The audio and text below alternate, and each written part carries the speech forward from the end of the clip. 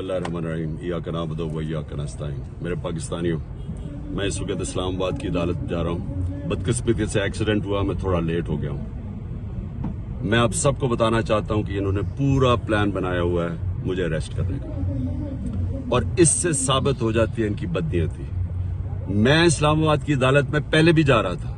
इन्होंने जो मेरे घर के ऊपर हमला किया, वो ये मकसद नहीं था कि मुझे इस्लामाबाद की अदालत में पेश करना। मकसद ये था कि मुझे जेल में डालना। जेल में क्यों डालना? क्योंकि लंदन प्लान का हिस्सा है कि मुझे जेल में डालो। ये नवाज शरीफ की ये उसकी डिमांड है कि इमरान खान को जेल में डालो और इलेक्शन में वो हिस्सा ना ले सके, और ये फिर वही करने जा रहे हैं। अभी मुझे पता है कि मुझे अरेस्ट कर रहे हैं। मैं सिर्फ बताना चाहता हूं कि मैं रूल ऑफ लॉ में मानता हूं, कानून में मानता हूं। पता होते हुए मैं जा रहा हूं, लेकिन मैं कौम को बताना चाहता हूं कि ये बेनकाब हो गए हैं। ये जो लोग ऊपर बैठाए हुए हैं, जो चोर और डाकू और जिन्होंने बैठाए हैं, ये बेनकाब हो गए हैं कि इनकी नीयत क्या है। नीयत कभी इस मुल्क में कानून नहीं थी। इसमें जंगल का कानून नाफिज किया हुआ है इन्होंने।